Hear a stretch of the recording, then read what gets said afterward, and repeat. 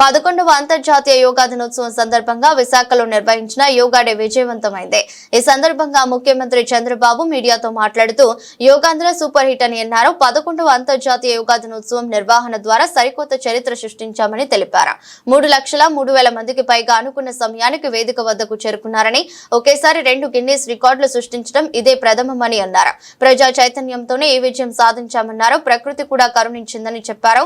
20 రోజుల క్రితం వర్షం పడుతుందని చూపించడంతో ప్రత్యామ్నాయ ఏర్పాట్లు చేశామని, వరుణ దేవుడు కూడా కరుణించాడన్నారు. అన్ని దేశాలు గుర్తించేలా ప్రధానమంత్రి నరేంద్ర మోదీ యోగాంధ్రకు విశేష ప్రాచుర్యం కల్పించారని అన్నారు.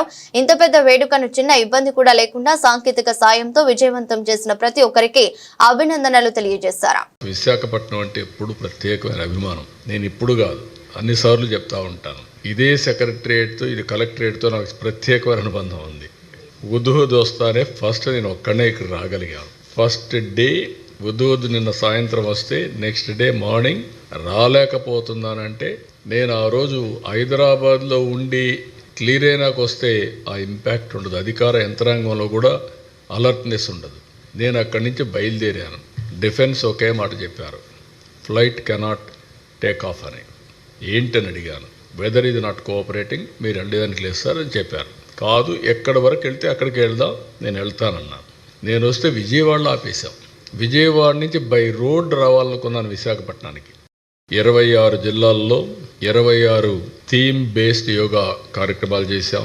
100 టూరిజం స్పాట్స్లో చేయాలంటే 101 చేశారు. ఇంకొక పక్కన సూరత్లో 1,47,000 మందితో ఆ రోజు గిన్నిస్ రికార్డు వచ్చింది.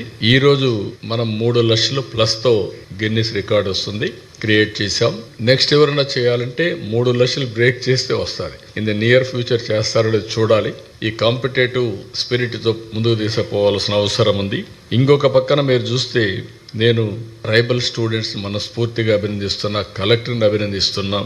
22,122 మంది 108 మినిట్స్ సూర్య నమస్కారాలు సామూహికంగా చేసి గిన్నిస్ రికార్డ్ సాధించారు.